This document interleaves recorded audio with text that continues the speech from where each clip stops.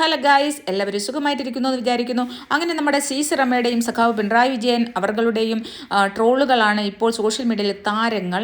അപ്പോൾ ട്രോളുകൾ ആദ്യം സീസറമ്മയുടെ ട്രോളിനെ കുറിച്ച് നമുക്ക് പറയാം. പാവപ്പെട്ട കുറച്ച് തൊഴിലുറപ്പ് പദ്ധതിയിലെ കുറച്ച് അമ്മമാരെയും ആൻറ്റിമാരെയും ചേച്ചിമാരെയൊക്കെ വിളിച്ചിരുത്തി കാര്യങ്ങൾ ഗുണദോഷിക്കുകയാണ്. എന്താണ് ഗുണദോഷം എന്ന് പറഞ്ഞാൽ, CPM ആണ് ഈ ഗ്രാമീണ തൊഴിലുറപ്പ് പദ്ധതി കൊണ്ടുവന്നത്. ഞങ്ങളുടെ സമരഫലമായിട്ട് UPA സർക്കാർ ഞങ്ങളുടെ സമരം കൊണ്ട് മാത്രം വന്നൊരു പദ്ധതിയാണ്. CPM ഉണ്ടെങ്കിലേ ഇവിടെ നിങ്ങൾക്ക് ഈ തൊഴിലുറപ്പ് പദ്ധതി ഉള്ളൂ.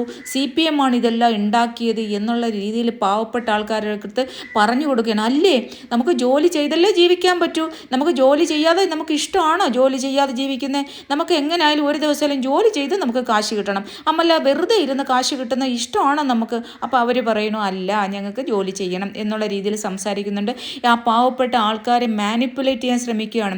ഇല്ല, തള്ളെന്ന് പറഞ്ഞാൽ തള്ളും കള്ളും. ഇപ്പം ഈ സഹാക്കന്മാർക്കും സഹാത്തിമാർക്കും യാതൊരു തരത്തിലുള്ള ഉളുപ്പും ഇല്ലല്ലോ എന്ന് ആലോചിക്കുകയാണ് ഇത്രയും കള്ളം പറയുന്നതിന്.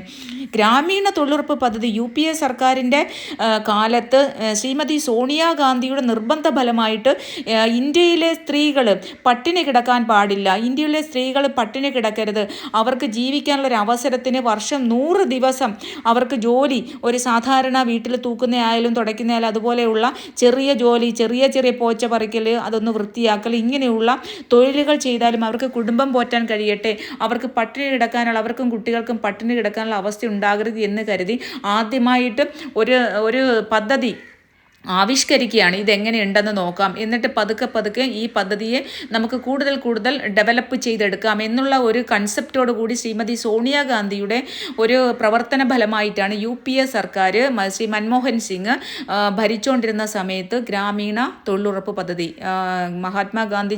മഹാത്മാഗാന്ധിയുടെ പേരിൽ ഗ്രാമീണ തൊഴിലുറപ്പ് പദ്ധതി നിലവിൽ വന്നത്. അന്ന് വർഷത്തിൽ 100 ദിവസമായിരുന്നു തൊഴിൽ. അതിനുശേഷം ആ സമയത്താണ് നമ്മുടെ ഉമ്മൻചാണ്ടി സർക്കാർ അരിക്ക് 2 രൂപ 3 രൂപ റേഷൻ കടയിൽ, പിന്നെ അതേപോലെ റേഷൻ കാർഡുകളിലെല്ലാം സ്ത്രീകളുടെ പേരിലേക്ക് റേഷൻ കാർഡാക്കി അങ്ങനെയുള്ള പദ്ധതികളെല്ലാം കൊണ്ടുവന്നത് UPA സർക്കാരിൻ്റെ കാലത്ത് കോൺഗ്രസ് ആണ്. ഇതെല്ലാം മറച്ചു വെച്ചിട്ട് ആ പാവപ്പെട്ട സാധാരണക്കാരോട് പറയുകയാണ്, CPM ഉണ്ടെങ്കിൽ ഇവിടെ കാര്യങ്ങൾ നടക്കൂ, CPM ആണ്. അതുപോലെ തന്നെ CPMന് 10, 50, 60 MP അപ്പോൾ ആദ്യത്തെ സമയത്ത് 50 ജില്ലകളായിരുന്നു തിരഞ്ഞെടുത്തത്. അപ്പോൾ 50 ജില്ലകൾ നമ്മുടെ കേരളത്തിലെ ജില്ലകളില്ല എന്ന് തോന്നിയത് കൊണ്ട് ഞങ്ങൾ ഉടനെ പറഞ്ഞു, നിങ്ങൾക്കുള്ള പിന്തുണ ഞങ്ങളങ്ങ് പിൻവലിക്കും, അതുകൊണ്ട് കേരളത്തിന് വേണമെന്ന്. അല്ലേ എൻ്റെ കർത്താവേ, എന്തോ ഒരു കള്ളമാണ് പറയുന്നത്. ഇപ്പോൾ ഉള്ള ഈ കമ്മ്യൂണിസ്റ്റ് സഹാക്കന്മാർക്കൊന്നും ഒരു കള്ളം പറയുന്ന ഒരു ഉളുപ്പും ഇല്ലല്ലോ എന്ന് ആലോചിക്കുമ്പോഴാണ് കേട്ടോ. കാരണം ഞാനൊരു വലിയ സഹാവിൻ്റെ മകളാണ്. ഞങ്ങളൊക്കെ എൻ്റെയൊക്കെ അച്ഛനെന്ന് പറഞ്ഞാൽ പാർട്ടി സ്ഥാപിച്ച, നാട്ടിലൊക്കെ പാർട്ടി സ്ഥാപിച്ച ആൾക്കാരായിരുന്നു. അത്രയ്ക്കും ഈ കമ്മ്യൂണിസം എന്ന് പറയുന്നത് രക്തത്തിൽ ഓടുന്ന ഒരവസ്ഥയായിരുന്നു. ആ കമ്മ്യൂണിസ്റ്റുകാരൻ്റെ ഒരു മകളായതുകൊണ്ട് ഇത് കേൾക്കുമ്പോഴുണ്ടല്ലോ നമുക്കിങ്ങനെ ഉച്ചി മുതൽ പെരുവിരൽ മുതൽ ഉച്ചി വരെ പെരുത്ത് വരുവാന്നൊക്കെ പറഞ്ഞില്ല, അതാണ് നമ്മുടെ അവസ്ഥ. അപ്പോൾ എന്തായാലും സീസറമ്മ തള്ളി അങ്ങ് കാച്ചുവാണ്. പാവപ്പെട്ട ഈ അമ്മമാരിനെ തലയാട്ടുന്നു, അവരോട് ചോദിക്കുന്നു, ആ ചോദ്യത്തിന് അവർ മറുപടി പറയുന്നുണ്ട്. അതുപോലെ പിന്നെ എന്താണ് പറയുന്നത്, ഓണത്തിന് ഈ അലവൻസ് കിട്ടുന്നതേ പിന്നെ കേരളത്തിൽ മാത്രമല്ലേ, കേരളത്തിലെ ഈ അലവൻസ് വേറെ ഏതെങ്കിലും ഒരു സംസ്ഥാനത്ത് നിങ്ങൾക്ക് ഓണത്തിന് അലവൻസ് കിട്ടുന്നുണ്ടോ? ഓണത്തിന് പിന്നെ കേരളത്തിൽ മാത്രമല്ലേ, അത് CPM ആണ് കൊണ്ടുവന്നത്. CPM ഉണ്ടെങ്കിൽ മാത്രമേ നിങ്ങൾക്ക് ഓണത്തിന് അലവൻസ് കിട്ടത്തുള്ളൂ. CPM മാത്രമാണ് തന്നേക്കുന്നത്, കേരളത്തിൽ മാത്രമേ ഉള്ളൂ, വേറെ ഇന്ത്യയിൽ ഒരു സംസ്ഥാനങ്ങൾക്കും അലവൻസ് തന്നിട്ടുണ്ടോ? നിങ്ങളൊന്ന് തിരക്കി നോക്കിയേ. അല്ലേ എൻ്റെ പൊന്നമ്മച്ചി, ഒന്ന് കേരളത്തിലല്ലേ ഓണം ഉള്ളൂ, ഇത് വേറെ വല്ല സംസ്ഥാനത്ത് ഓണം ഉണ്ടോ? അവർക്കൊക്കെ ദീപാവലിയും ഹോളിയും അതും ഇതുമൊക്കെ അല്ലേ. ഓരോ സംസ്ഥാനങ്ങളും അവരുടെ ദേശീയോത്സവം എന്ന് പറയുന്ന ഓരോ തരത്തിലുള്ള ഉത്സവങ്ങളല്ലേ, അവരുടെ ഉത്സവങ്ങൾക്ക് അവർ കൊടുക്കട്ടെ. നമ്മുടെ കേരളം എന്ന് പറഞ്ഞാൽ കേരളത്തിൽ ഓണമാണ്. അപ്പോൾ കേരളത്തിൽ ഓണത്തിനല്ലാതെ നമ്മൾ വേറെ ഏതെങ്കിലും ദിവസം ഹോളിക്ക് കൊണ്ട് കൊടുക്കാൻ പറ്റുമോ? നിങ്ങൾ ഹോളിക്കോ ദീപാവലിക്കോ കൊടുക്കുന്നുണ്ടോ ഈ അലവൻസ്? ഈ പറയുന്നതിനൊരു മര്യാദ വേണ്ടേ സീസറമ്മേ? നിങ്ങൾ ഈ പറഞ്ഞിട്ട് വെറുതെ അങ്ങ് പറഞ്ഞിട്ട് ഇപ്പോൾ സോഷ്യൽ മീഡിയ ഉള്ള കാലമാണെന്നൊന്ന് ചിന്തിക്കണം കേട്ടോ സംസാരിക്കുമ്പം. പിന്നെ ഇവർക്കൊന്നും ഒരു ഉളുപ്പുമില്ല. കാരണം ഇവർക്കൊന്നും ആര് കേട്ടാലും എടുത്താലും ഒരു പ്രശ്നമില്ല, അവരിങ്ങനെ പറഞ്ഞുകൊണ്ടേയിരിക്കും. അവർക്ക് കള്ളമാണെന്ന് കൃത്യമായിട്ട് അറിഞ്ഞുകൊണ്ട് അങ്ങ് പറയുവാണെന്നുള്ള. നമുക്കൊക്കെ ഒരു കള്ളം പറയാൻ ഒരു ചളുപ്പ് തോന്നും. അയ്യോ ഇത് കള്ളമാണ്, 10 പേര് നാളെ കേട്ട് കഴിഞ്ഞാൽ നമുക്ക് തെറിവിളി കേൾക്കുമല്ലോ, നമുക്ക് തന്തയ്ക്ക് വിളി കേൾക്കുമല്ലോ എന്നുള്ളൊരു ചളുപ്പ് നമുക്ക് തോന്നും. പക്ഷെ ഇതൊന്നുമില്ല, അങ്ങ് പറഞ്ഞുകൊണ്ടിരിക്കുക, എന്ത് വേണമെങ്കിലും എന്ത് കള്ളവും അങ്ങ് പറഞ്ഞുകൊണ്ടിരിക്കുകയാണ്. ഓണത്തിന് കേരളത്തെ മാത്രമാണ് കൊടുക്കുന്നത്. ആ പാവപ്പെട്ട അമ്മമാരിരുന്നുണ്ടല്ലോ അതിനും ആന്ന് മൂളുന്നു, അത് ശരിയാന്ന് മൂളുന്നു. അപ്പോൾ CPM വന്നെങ്കിലേ ഇവിടെ എല്ലാ കാര്യങ്ങളും നടത്തൂ. ക്ഷേമ പെൻഷൻ മറ്റേത് മറിച്ചത്. ഞാനൊന്ന് ചോദിക്കട്ടെ, ഈ ക്ഷേമ പെൻഷനും കാര്യങ്ങളെല്ലാം നമ്മളെ ടാക്സ് കൊണ്ടാണ്.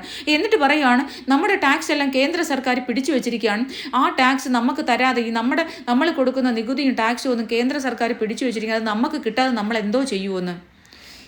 ഒരു കടുക് മണി മുതൽ ഇങ്ങേറ്റത്ത് ഒരു പെട്രോൾ വരെ കേരളത്തിനുള്ള പ്രത്യേക ടാക്സ് ഉണ്ട്. കേന്ദ്രമായാലും കേരളമായാലും നമ്മുടെ ജനങ്ങളുടെ കയ്യിൽ നിന്ന് ടാക്സ് പിരിക്കുന്നത് രാജ്യത്തിൻ്റെ ഡെവലപ്മെൻറ്റ്, അതേപോലെ തന്നെ ഇതേപോലെയുള്ള ക്ഷേമ പെൻഷനുകൾ, ജനങ്ങളുടെ ക്ഷേമത്തിന് വേണ്ടിയിട്ട് സർവീസ്, റോഡുകൾ, മറ്റേത് മറിച്ചത് ഇങ്ങനെയുള്ള കാര്യങ്ങളെല്ലാം ചെയ്യാനും നമ്മുടെ രാജ്യത്തിൻ്റെ വികസനത്തിന് വേണ്ടിയാണ്. സംസ്ഥാനങ്ങളായാലും രാജ്യമായാലും ഇന്ത്യയിലായാലും ഓരോന്നിൻ്റെയും വികസനത്തിനാണ് നമ്മുടെ ടാക്സ് പിരിക്കുന്നത്. അല്ലാണ്ട് ഇവരുടെ ഒന്നും വീട്ടിൽ നിന്ന് എടുത്തുകൊണ്ട് അന്നല്ല നമുക്ക് ക്ഷേമ പെൻഷൻ തരുന്നത് കേട്ടോ. അപ്പോൾ ഉമ്മൻചാണ്ടി സർക്കാരിൻ്റെ കാലം 10 വർഷം മുമ്പ് 600 രൂപയായിരുന്നെങ്കിൽ ഇന്ന് 10 വർഷം അന്ന് ഉണ്ടായിരുന്ന അരിയുടെ വില എത്രയാണ്? അന്ന് 1 കിലോ അരിക്ക് എത്രയായിരുന്നു വില? ഇന്ന് എത്രയാണ് വില? അന്ന് ഒരു പെട്രോളിന് 1 ലിറ്റർ പെട്രോൾ, ഇന്ന് സ്കൂട്ടി ഇല്ലാതെ ഒരു മനുഷ്യന് സഞ്ചരിക്കാൻ കഴിയാത്ത അവസ്ഥ. 1 ലിറ്റർ പെട്രോളിന് എന്തായിരുന്നു വില? ഇന്ന് ആ 1 ലിറ്റർ പെട്രോളിന് എന്താണ് വില? അത് നോക്കിയാൽ മതി. അപ്പോൾ 10 വർഷത്തെ ക്ഷേമ പെൻഷനാണ് ഇന്നും കൊടുക്കേണ്ടത്. 10 വർഷത്തിന് ശേഷം ഇന്നൊരു കുട്ടിയെ പഠിപ്പിക്കാൻ എത്ര രൂപ വേണം? ഇന്നൊരു ഓരോ സ്റ്റുഡൻസിന് ഫീസ്, ഒരു ഡ്രസ്സ് വാങ്ങിക്കും, ഒരു തുണി വാങ്ങിക്കും, കുട്ടികൾക്ക് ഒരു തുണി വാങ്ങിക്കണം, അങ്ങനെ ഓരോന്നിനും 10 ഇരട്ടി വിലയാണ്. പോട്ട് നാട്ടിൽ ചെന്നൊരു 1 കിലോ സവാളയ്ക്ക് എന്നാ വിലയാണ്? അങ്ങനെ ഓരോന്നിനും 10 ഇരട്ടി ചാർജാണ്. പണ്ട് 10 വർഷം മുമ്പ് 1 പവൻ്റെ സ്വർണ്ണത്തിന് എന്നാണ് വില? 2001 1 പവന് 4000 രൂപയുള്ളൂ. അങ്ങനെ 2016 എത്ര ഉണ്ട്? കൂടിപ്പോയി 12,000 13,000 പോട്ട് 15,000 രൂപ കാണും. അല്ലെങ്കിൽ 20,000 രൂപ കൂട്ടും. 2016 പോട്ട് 25,000 30,000 കൂട്ടി. ഇന്ന് 1,30,30,000 രൂപയാണ് സ്വർണ്ണത്തിന് വില.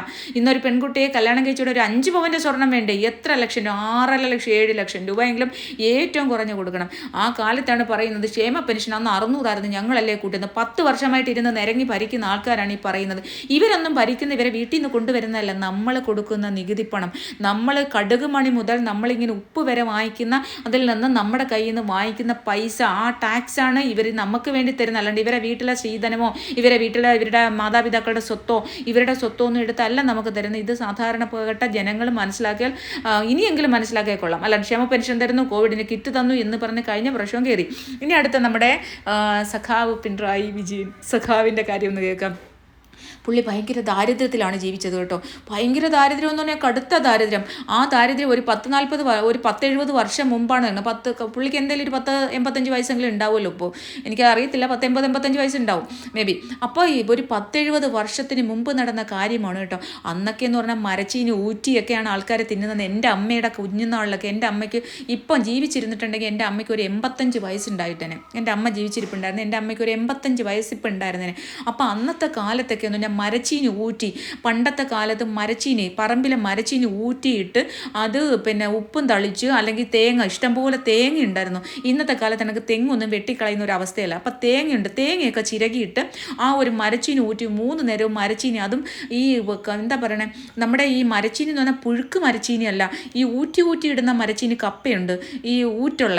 അപ്പം അതെന്ന് പറയുന്നത് ഭയങ്കര ചവച്ച് തിന്നണം. ഇപ്പം നമ്മുടെ കപ്പയെന്നൊക്കെ പറഞ്ഞാൽ നല്ല പുഴുങ്ങി നമ്മൾ ഉടച്ചെടുക്കുകയല്ലേ ചെയ്യുന്നത്. പണ്ടെന്ന് പറഞ്ഞാൽ അതിന് വേറൊരു പേരാണ് പറയുന്നത്, എനിക്ക് ആ പേര് കിട്ടുന്നില്ല. ആ മരച്ചിനി കപ്പ ഊറ്റിയിടും. അത് നല്ലോണം തിളപ്പിച്ച് വേവിച്ച്, നല്ലോണം വേവത്തൊന്നുമില്ല, അത് വേവിച്ച് ഊറ്റിയിടുന്ന ആ ഊറ്റ കളയുന്ന അനുസരിച്ച് ഊറ്റിയിടും. അത് ഇങ്ങനെ കുറേ തേങ്ങയും തിരുമിയിട്ട് പിള്ളേർക്കായാലും വലിയവർക്കായാലും പ്ലേറ്റിൽ കോരി വെച്ച് കൊടുക്കും. അങ്ങനെ കഴിയും. പിന്നെ കുറച്ചും കൂടി ആസ്തിയുള്ള ആൾക്കാർക്ക്, എൻ്റെ അമ്മയുടെ അപ്പൂപ്പൻ എന്നൊക്കെ പറഞ്ഞ ഒരു മുതലാളിയായിരുന്നു. അതുകൊണ്ട് അവർക്ക് കുറച്ച് നെല്ലും കാര്യങ്ങളൊക്കെ ഉണ്ടായിരുന്നു. അപ്പോൾ ആ നെല്ലും കാര്യങ്ങളൊക്കെ ഉണ്ട്, അവർക്ക് ഇടയ്ക്ക് ഒരിച്ചിരിയൊക്കെ ചോറ് കിട്ടാനുള്ള വകുപ്പുണ്ടായിരുന്നു. അപ്പോൾ അതുകൊണ്ട് അവർക്ക് തന്നെ ആ നെല്ല് കുത്തിയ ചോറൊക്കെ ആഴ്ചയിൽ 2 ദിവസം 3 ദിവസമൊക്കെ അവർ ആ ചോറൊക്കെ തിന്നും. പക്ഷേ ആ സാധാരണപ്പെട്ട മിക്കവാറും ആൾക്കാരെല്ലാം ഈ മരച്ചീനി ഊറ്റി അതിനകത്ത് തേങ്ങയും തിരുമിയിട്ട് ഇതാണ് കഴിച്ചുകൊണ്ടിരിക്കുന്നത്. അതൊരു വലിയ പുതുമയൊന്നുമല്ല. പക്ഷേ ഇവിടെ പിണറായി വിജയൻ എന്താണ് ചെയ്യുന്നത്? പിണറായി വിജയൻ്റെ അമ്മ ഒറോട്ടി എന്ന് പറയുന്നതൊക്കെ നമുക്കിപ്പോൾ ഭയങ്കര ആർഭാടമായിട്ടുള്ള ഒരു ഫുഡായിട്ടാണ് എനിക്ക് തോന്നുന്നത് കേട്ടോ. അതെന്തോ ആയിക്കോട്ടെ. എന്തായാലും ഒറോട്ടി വെക്കാനായിട്ട് ഒരു ഇല പോലും ഇല്ല.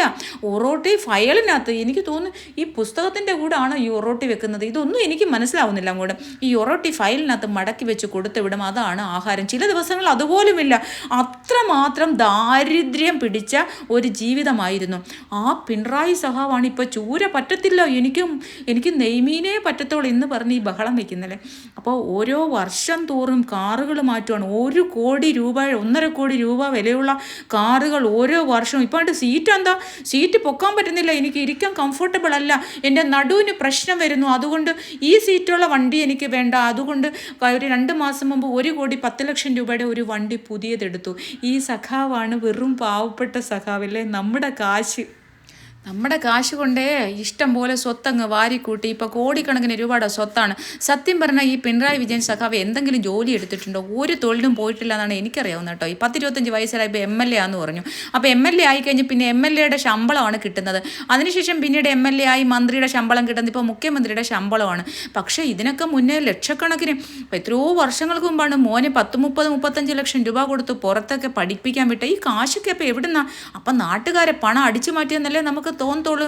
സത്യമാണെന്നറിയില്ല, എന്നാലും നമുക്ക് തോന്നുന്ന കാര്യം എന്ന് പറഞ്ഞാൽ നാട്ടുകാർ നമ്മുടെ പണം അടിച്ചു മാറ്റിയാണ് ഇത്രയും വലിയ ആർഭാടവും മക്കളെയൊക്കെ ഇത്ര ലക്ഷങ്ങളും കോടികളും ഒക്കെ കൊടുത്ത് പഠിപ്പിച്ച് ഈ നിലയിലൊക്കെ എത്തിയതാണ്. അല്ലാണ്ട് പൂറ സ്വത്തൊന്നുമില്ല. ഇത്രയും ദാരിദ്ര്യത്തിൽ കിടന്ന ഒരു വ്യക്തി പിന്നെ എങ്ങനെയാണ് ഇങ്ങനെ കാശുണ്ടാക്കുന്നത്? ഇതൊക്കെ നമ്മൾ ചിന്തിക്കുമെന്ന് പുള്ളി ഓർക്കുന്നില്ല. നമ്മൾ തള്ളുമ്പോഴേ ഇതൊക്കെ ഒന്ന് മനസ്സിലാക്കിയിട്ട് തള്ളാൻ ശ്രമിക്കുക.